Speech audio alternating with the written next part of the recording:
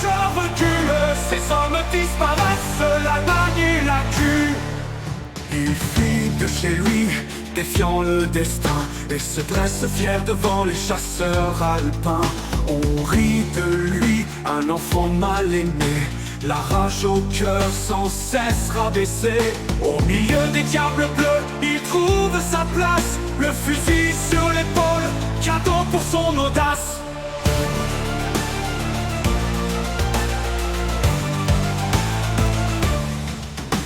Seul dans la nuit, il rampe dans la boue, faire un nid d'Allemand sous les cris du hibou. Une poignée de grenades et l'ennemi vacille, pensant qu'une légion entière les assaille, les annihile. Les survivants, tremblants, sont capturés par ce seul homme, marchant tel une armée.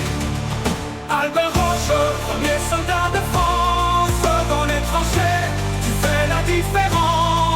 Sous tes assauts, les poches reculent, ces hommes disparaissent, l'Allemagne la tue. En première ligne, il affronte la mort, seul survivant, il se relève plus fort. Il place les fusils de ses camarades tombés et tire tour à tour, l'ennemi doit reculer. Une armée d'un seul homme, il les fait trembler. Le front tient bon grâce à Albert le guerrier, capturé avec son lieutenant blessé. Interrogé, il semble condamné, sans faillir jamais, il maîtrise son ravisseur. Lui vole son arme et devient l'agresseur. 42 prisonniers, il ramène en héros son lieutenant sur le dos.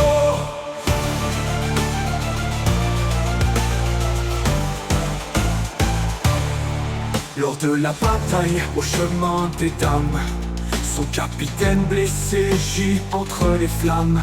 Albert rampe sous les tirs pendant 6 heures, rejoint son chef, une ultime lueur.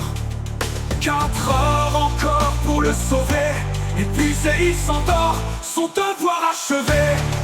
Arrêté comme déserteur, il est emmené vers le peloton d'exécution pour y être abattu.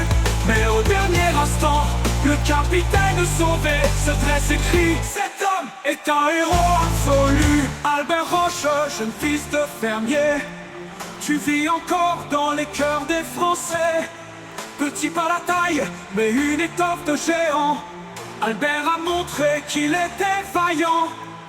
Qu'un héros ne se juge pas à son allure, que le vrai courage ne porte pas d'armure, qu'au-delà des apparences, c'est l'esprit qui combat, et que les plus grands héros naissent là où l'on ne s'y attend.